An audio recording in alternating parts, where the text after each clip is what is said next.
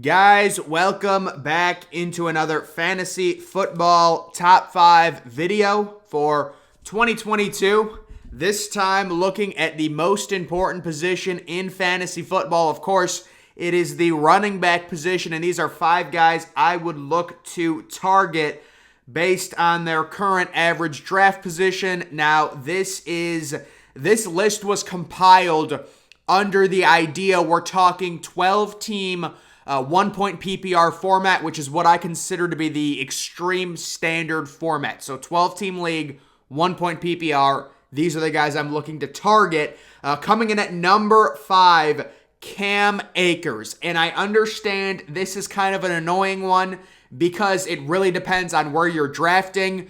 Obviously, Cam Akers is a late second, early third round pick right now in 12-team leagues. But let me tell you, I would have no problem taking Cam Akers over Nick Chubb, taking Cam Akers over some of these other running backs that are in the second round, drafting Cam Akers early second round.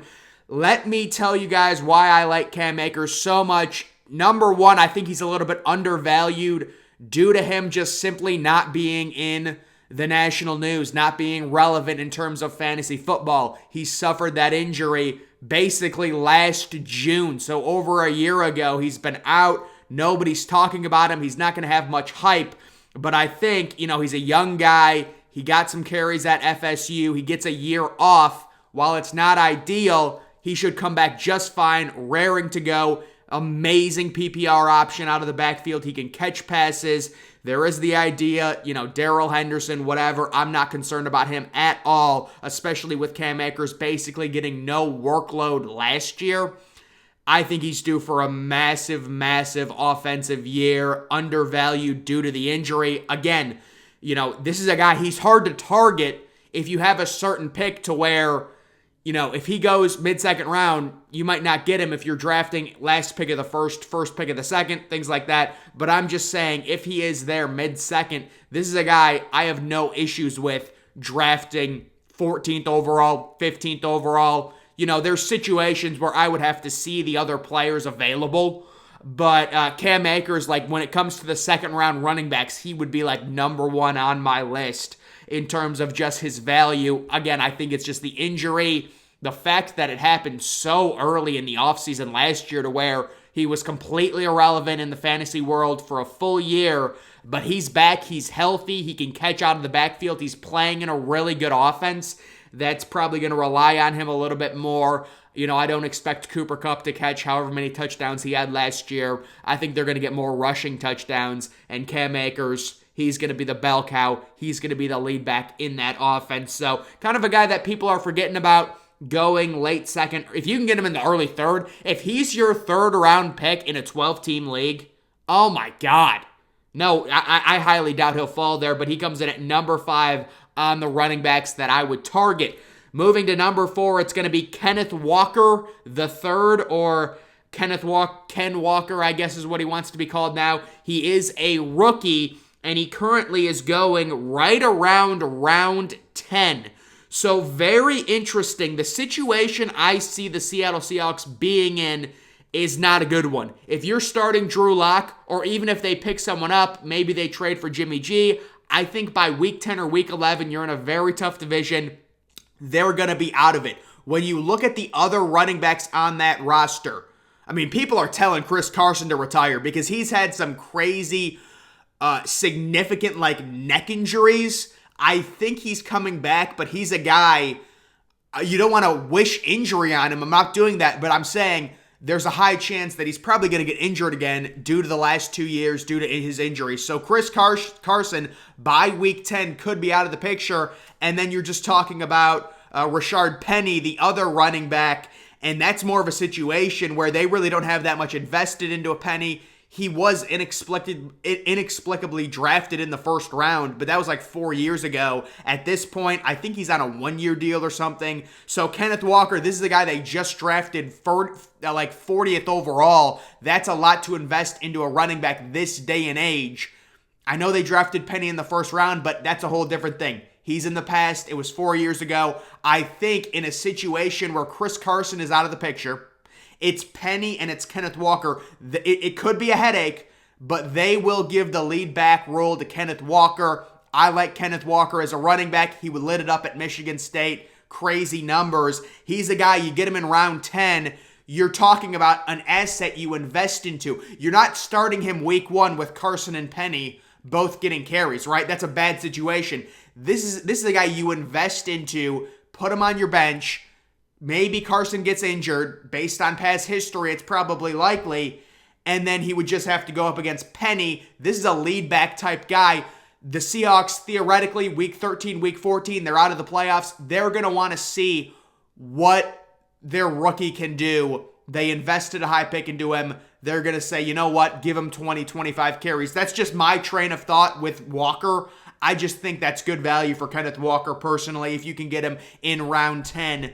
You know, if he's going in round 8, I get a little scared about that. But round 10, put him on your bench.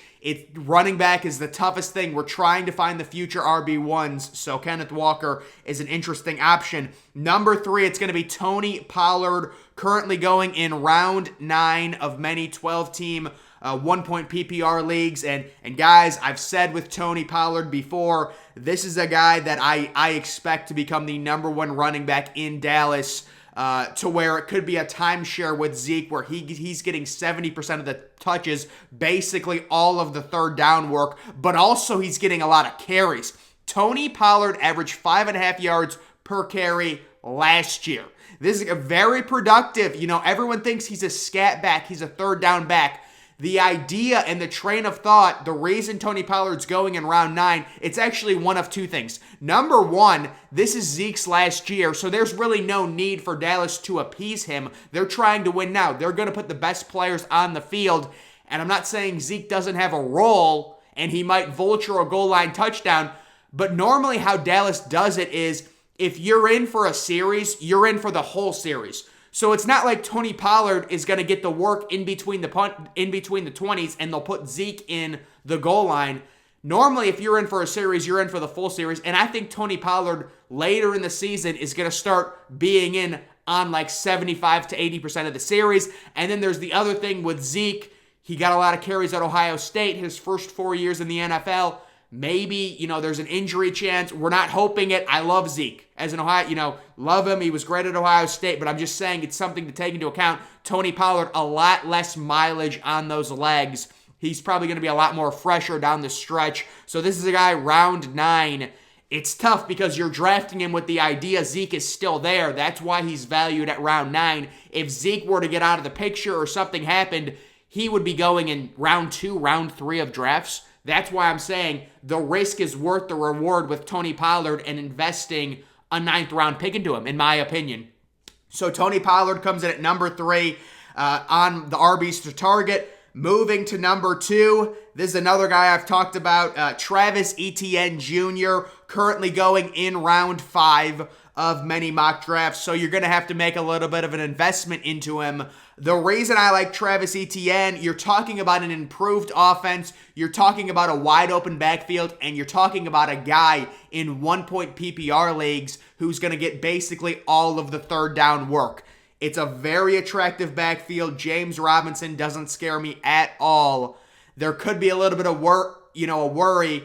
The way Travis Etienne is as a running back, would he get the goal line work? I'm willing to speculate on that and risk it just based off of Travis Etienne. And guys, remember, Travis Etienne coming off the injury, he's ready. His legs are ready. They're fresh. It's, you hate to see an injury, but he got used a lot at Clemson, played 4 years there. He comes to the NFL, gets drafted in the 2nd round. Or did he get drafted? I always forget if he got drafted late 1st or early 2nd, but either way, he gets drafted early and then suffers the injury. This is going to be his first NFL snap. So I really love the overall value, the overall volume he's going to be receiving out of the backfield with hopefully an improved Jacksonville offense. Worst case scenario, let's say Jacksonville's really bad. They're going to be throwing a lot. Who's going to get the checkdowns? Travis Etienne. Trevor Lawrence in garbage time. He's a young quarterback. He's going to pad his stats, and Travis Etienne's going to be wide open to get, maybe 6 or 7 catches per game if they're losing in the third quarter, in the fourth quarter. It's a great situation for Travis Etienne, in my opinion. Round 5 is it's a little bit high, but you have to understand, would we feel comfortable going into the season with Etienne as our flex? I would be. Personally, I would be. But it's even a situation where you could draft him round 5, start somebody you drafted in round 6 over him, and then see his snap count. But we'll also get to see his snap count in preseason and things like that. So he comes in at number 2 on my list. But there can only be one. And guys, my number 1 running back to target, great bargain value. My number 1 overall sleeper as well, if you guys saw that video, Tyler ALLGEIER, the rookie turned 5th round pick from BYU that was drafted by the Atlanta Falcons. And guys, I'm telling you, with Atlanta, they're going to be, have no wins by week 9, week 10. There is nobody in that backfield at all that scares me. They have Cordero Patterson listed right now as their RB1. ALLGEIER is the RB3, but he's going to move out that chart by week 6, by week 7. Once it becomes apparent Atlanta's not making the playoffs, they're going to want to see what they can get out of their rookie running back and see if he could be their future starter. So I think he gets massive volume late in the season. And the best news about Tyler ALLGEIER, he's a guy you can draft 14th, 15th round. Nobody's investing into him. Nobody's picking him. He is the best sleeper you can get late. There's no risk. Make sure you reserve a bench spot for him. This is not a situation where you're drafting him and then you're dropping him after week 1. You want to make sure you keep him because he's a guy that's not going to produce early, but it's an investment. By week 7, week 8, make sure you've got him on your bench. He's going to be ready to become at least an RB2 value play basically the entire half of the regular season, in my opinion.